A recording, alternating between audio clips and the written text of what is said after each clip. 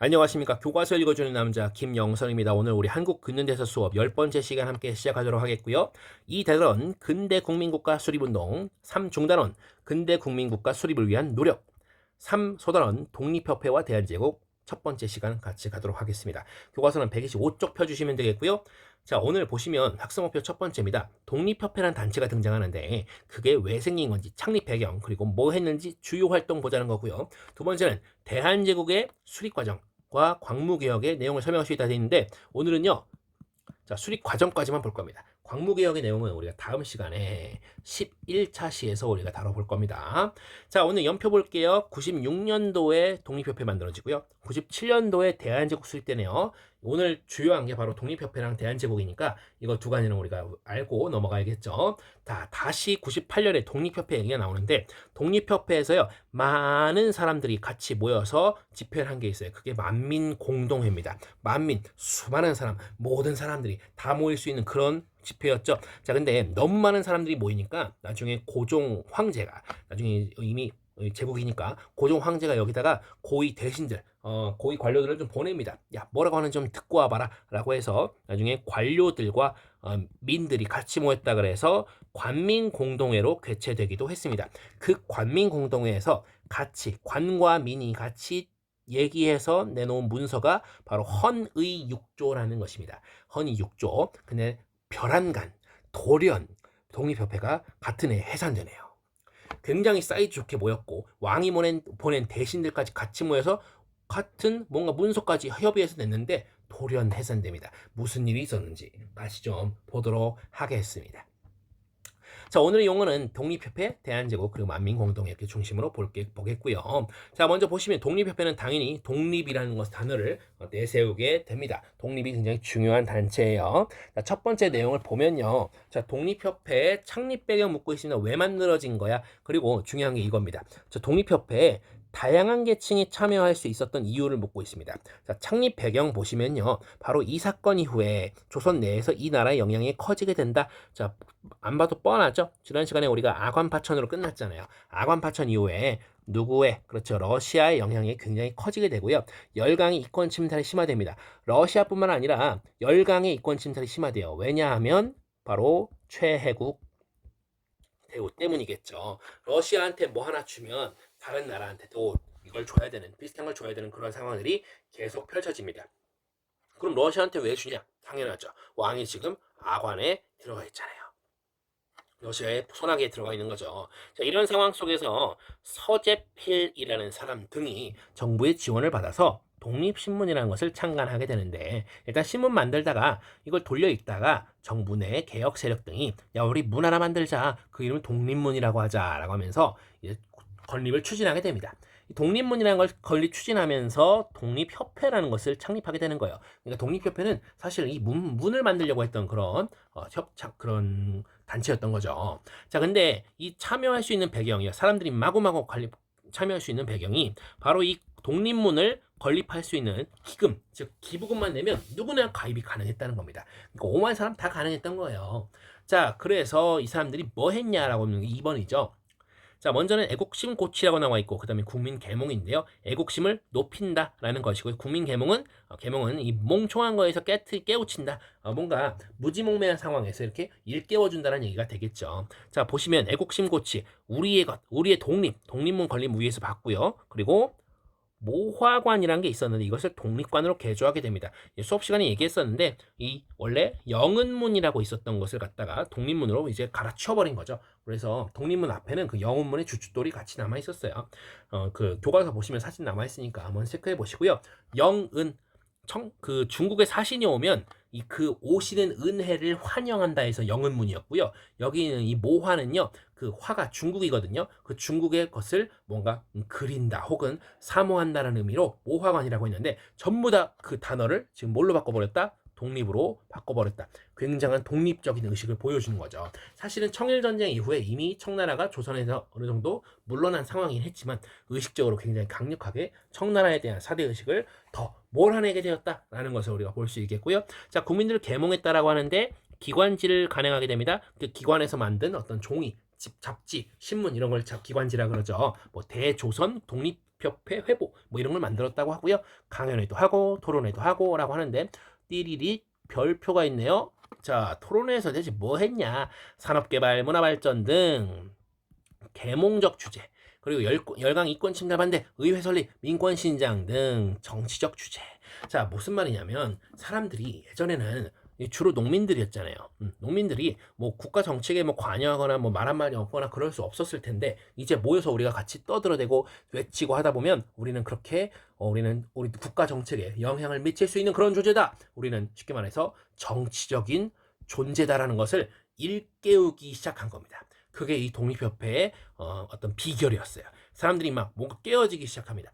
이 예전과는 내가 좀 달라졌다는 것을 알게 된 거죠. 그래서 처음에는요, 몇몇 개혁적 성격을 가진 관료 중심이었는데, 나중에는 점차 각계각층이 참여하는 국민적인 단체로 성장하게 되었다라는 점 한번 기억을 해주시고요. 자, 이걸 잠깐 접어두시고, 자, 이제 대한제국 얘기 잠깐 해볼 건데요. 요 얘기 있습니다. 옥새를 올리니 왕이 두세 번 사양하다가 마지못해 황제 자리에 올랐다라고 되어 있는데, 옥새는 황제의 도장이죠. 황제의 도장입니다. 왕이 이제 막 유교적 겸양의 표시죠. 한 번에 넙죽 받으면 안 되니까 이렇게 했다는 건데, 자, 일단 고종이 말이에요. 아직 낙원에서 안 나왔답니다. 나오기 전에 얘기를 좀 볼 겁니다. 일단 정부 구성할 때요, 일본 사람들 다 몰아내야겠죠. 그래서 친미 세력이나 칠러 세력으로 정부를 구성하게 되고요. 일단 가장 사람들이 싫어했던 단발령 철회하고요. 그리고 의병들 막 화나 있었잖아요. 그쵸? 이 사람들한테 회산 권고합니다. 근데 이 회산 권고한 의병들이 다 을미의병들이고요. 을미의병의 그 의병장들은 대부분 유생들입니다. 유생은 성리학자들이죠. 성리학자에게 왕은 최고의 존재입니다. 그러니까 왕이 해산을 권고하자 실제로 을미의병은 대부분 해산합니다. 자, 그리고 2차 가보개혁 때 내각으로 바뀌었던 것을 도로 의정부로 돌려놓게 되고요. 어떻게든 그 왕의 권력을 다시 돌려놓기 위한 그런 움직임을 보이게 됩니다. 자, 이후에 여러분들 고종이 결국 악원에서 나와서 궁으로 돌아가는데, 궁으로 돌아가는 걸 환궁이라고 표현하죠. 돌아올 환, 궁군자입니다. 궁궁. 자, 이렇게 해서 꿍꿍하고 이제 왔어요. 그래서 그 이후에 한 일을 묻고 있습니다. 환궁한 이유가 뭔지 묻고 있는데, 열강의 이권 침탈이 계속 심화되고 있는 그런 상황에서 바로 이 독립협회가 제발 좀 궁으로 돌아오세요 전하라고 그런 여론을 형성하게 됩니다. 사람들 굉장히 많아졌잖아요. 독립협회 목소리 커졌죠. 여론 형성에 아주 중요한 역할을 하게 됩니다. 자, 환궁 이후 얘기하고 있는데, 어디로 돌아오냐? 경복궁 아니고 경운궁입니다. 지금의 덕수궁이고요. 자, 이때 이제 연호도 바꾸게 돼요. 원래 건양 쓰고 있었죠. 3차 때부터, 3차 가보개혁 때부터. 자, 근데 광무연호를 사용하게 되고요. 이제 우리 위에서 제목에서 봤던 황제로 즉위하는 장면 나오고요. 국호는 대한이 됩니다. 대한인데 황제의 국가니까 대한제국이고요. 지금은 우리가 살고 있는 나라가 국민의 나라니까 대한민국이 되는 겁니다. 어쨌든 이 당시는 대한제국이었고요. 이것을 다른 나라들이 승인했다라고 합니다. 어차피 힘이 약한 건 아니까 하고 싶은 거 다 해. 뭐 그런 얘기였겠죠.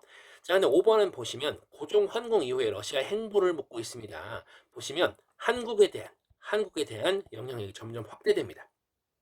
왜냐하면 야, 고종을 너 우리가 전에 지켜줬잖아 라고 얘기하면서 계속 라떼 얘기를 하는 거예요.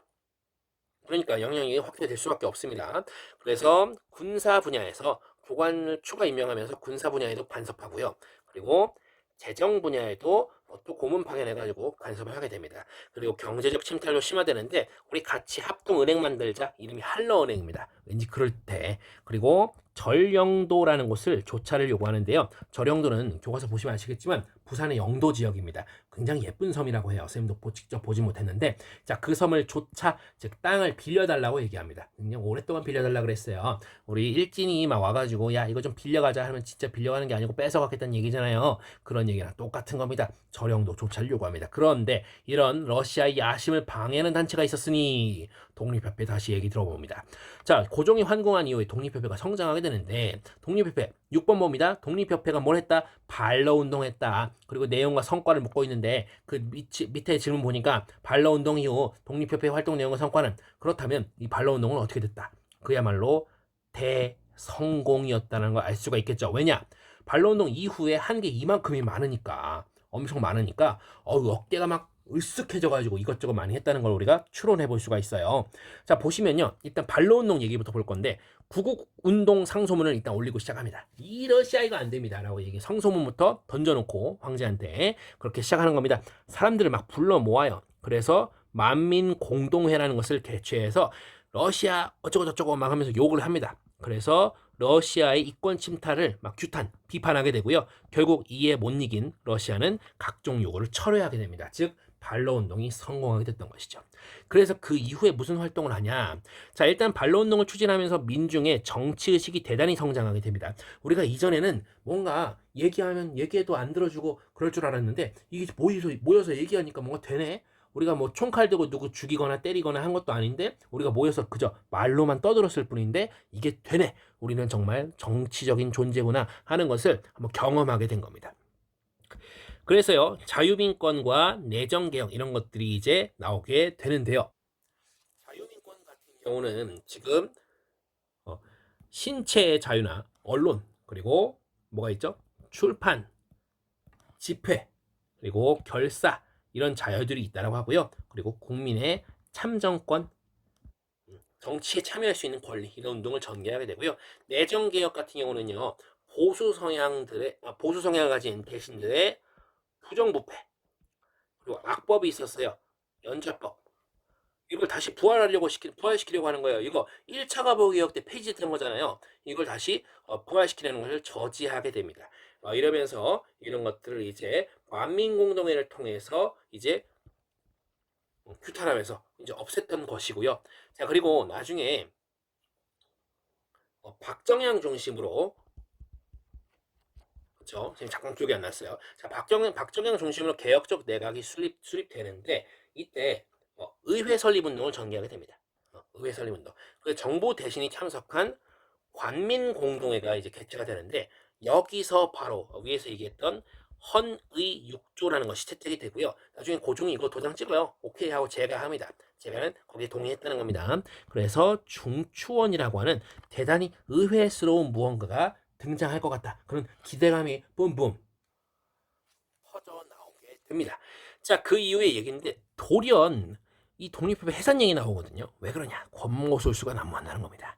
8번 세력을 키운 독립협회는 어떻게 해산되었는가 합니다. 해산당하거든요. 자, 이렇게 순식간에 만들어진 지만 1년, 2년 된 이런 단체가 엄청나게 세력을 키우게 되니까 원래 힘을 갖고 있던 보수세력은요 위기감을 느끼고 고종의 발작 버튼을 쫙 눌러버려요. 그게 뭐냐? 독립협회가 바로 공화정을 추진하려 한다.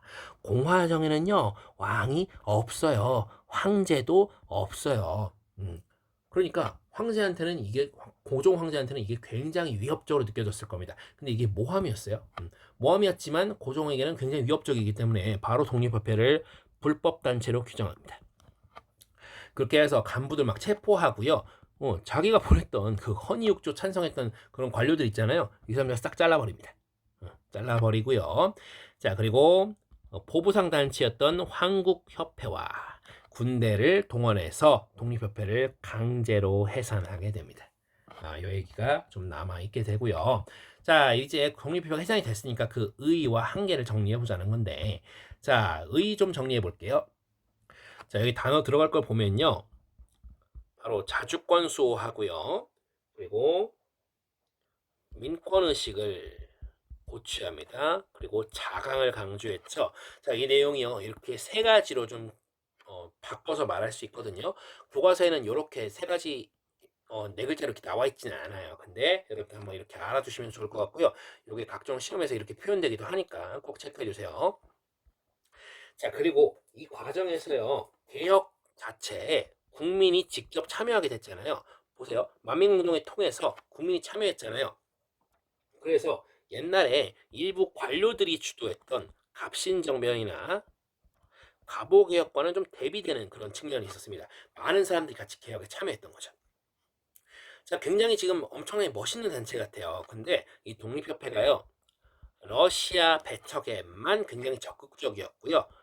미국, 영국, 일본에는 대단히 우호적인 태도를 보이면서 그들로부터 근대 문물 수용의 역점을 두고 오히려 그런 나라들은 우리나라를 침략하러 온 것이다 라고 인식하지 않게 됩니다. 충격적인 사실이긴 한데 뭐 우리가 지금에 와서 보니까 그렇게 생각하는 것이고요. 사실 당시에는 그렇지 않았을 수도 있어요. 그게 별로 안 이상했을 수도 있습니다. 자, 어쨌든 한계점을 좀 보도록 하겠습니다. 한계점 이렇게 한계점 우리가 하나 봤고요. 또 하나 이제 우리 교과서엔 잘 안 나와 있는데 바로 의병투쟁을 비판했다는 점까지. 이 독립협회 같은 경우는 뭔가 무기를 들고 나가 싸우고 이런 쪽이 아니에요. 그래서 이런 의병투쟁 같은 거를 좀 야만적으로 보고 되게 그런 일 하면 안 되는 걸로 보고 비도 옳지 않은 일을 하는 무리 뭐 이런 식으로 비판하기도 했었습니다. 자, 오늘 독립협회 얘기를 좀 지켜봤고요. 우리 다음에 그 대한제국 얘기까지 이어질 거거든요. 그 얘기까지 같이 한번 합쳐서 내용 살펴보도록 하겠습니다. 오늘 일단 여기까지입니다. 대단히 고생 많으셨습니다.